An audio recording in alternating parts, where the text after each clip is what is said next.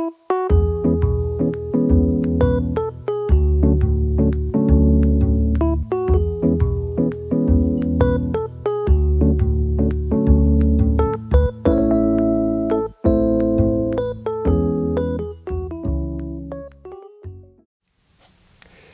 howdy, I'm John Mark Dempsey, and we are having a second cup of coffee here this morning with Mario Villarino, our Hopkins County AgriLife agent. Well, thank you for coming.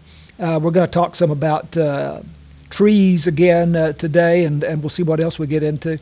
What effect has the heat had on us this summer? This is a very interesting subject, and some of the main things that we have seen is early leaf out.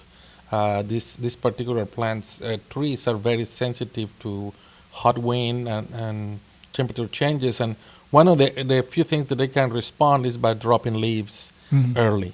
So, and that's a lot of people get concerned because it's not a time to have drop-offs because of the fall. It's just a way to dissipate heat. When the surface area is reduced, and that's what happened when they drop the leaves, the plant can actually tolerate heat better and low humidity levels. It really hasn't been that unusually hot this summer. I mean, it has been hot, but I mean... Right. But it's actually one of those things that I guess because people start noticing more because the summer is in place and they have more time to look around and notice these things because it's early. Well, I've noticed that myself on some of our trees, the leaves dropping. So... you put out a news release recently about trees in drought. Now, I've looked at the map, we're not in a drought, although we're right on the edge of it. Right, we're in drought. Hunt County is in the drought, Delta County, or not a drought, but it is, the term is abnormally dry. Yes, it's one of those things that we go in Texas, we're going to super wet. The northern edge of Hopkins County might be in that area. Right. And it can change depending on how the temperature stays up and the lack of rain occurs. So it's important that people keep an eye on those indicators to make assessments of the crops and the landscapes. Yeah. You said you've had calls about red oaks dropping especially leaves? Red oaks, because those are very well known. And I work with our colleagues in College Station about the plant diagnostics. And the red oak is one of those trees that is very prone to drop leaves, all of them. And usually that gets a lot of people concerned about that because it's not abnormal to see some drip off, but when a whole tree drops all the leaves, people get concerned about that. And we'll be getting some of those phone calls at the office, especially with the red oaks, that they just drop all the leaves. And they can handle that with no problem. It's a species-specific. So even if they dropped all of the leaves, but that would not necessarily be a...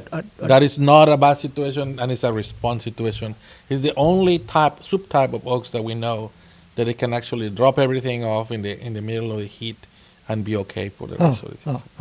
Well, in your news release, you talk about watering trees, and of course we think about watering the grass and watering the flowers. We don't as often think about watering the trees. Because the same situation, when you think about landscaping, trees are extremely valuable for East Texas when they value that landscape. Yes. And it's one of those things that it takes so long and it's so much investment on that people need to be fully aware of those deep watering once a month, soaking those roots, deep watering. Not just superficial. And that's what it gets a lot of people in trouble because they start irrigating the lawn, which doesn't take that much compared to a deep watering. And some people even put overnight, once a month, watering certain trees. Overnight? Dripping slowly. So just trickling? Yes, trickling. Leave the hose? Because that's absolutely right. Because that's what those roots, when you do it too superficial for too short, it just evaporates. Sure. And those roots are way deep, so you need to put it for a long time. Yeah. That's an interesting idea. It is. So and people need to be aware of that because all of a sudden the impact of drought, gets reflected on the lifespan of that tree. So 7 years plus, you start seeing the consequence of what's happening today.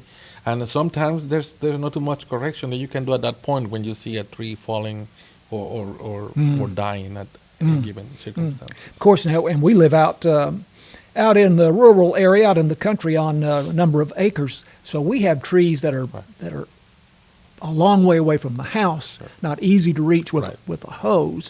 What can you do in those situations? Those are really on their own, That's just one of the situations that that there's very little you can do if you don't have a way to water them. And hopefully some of those trees are very well adapted to Right. that if they're old enough. Right, if that, an established tree. That is correct. that- Most of a the mature challenge tree. you run is when you have a fairly new tree, Okay. small caliper. People really want Okay. to put it in a landscape. They've been babying it, and all of a sudden the heat comes in and they don't know what's going on. Okay. Right. Well, that's an interesting idea about the overnight. Of course, now watering can be costly, but It could be, and you have to be mindful on your decisions. We call this landscaping tree or significant trees that you're going to want to keep for your inheritance or Good. give a lot of value to your house. I So see. you pay more attention. I see, to I it. see. Well, Mario also, we're almost out of time. Mario also had a news release out recently about army worms. You said Yes, we haven't seen them quite yet. Well, but- we saw them actually a few weeks ago, and that's why we get people, aware Oh. of the situation because the temperatures drop, and that's when you usually start seeing those clutches of army worms hatching when the temperature drops and the humidity happens. So we happen to have some rain and the temperature drops.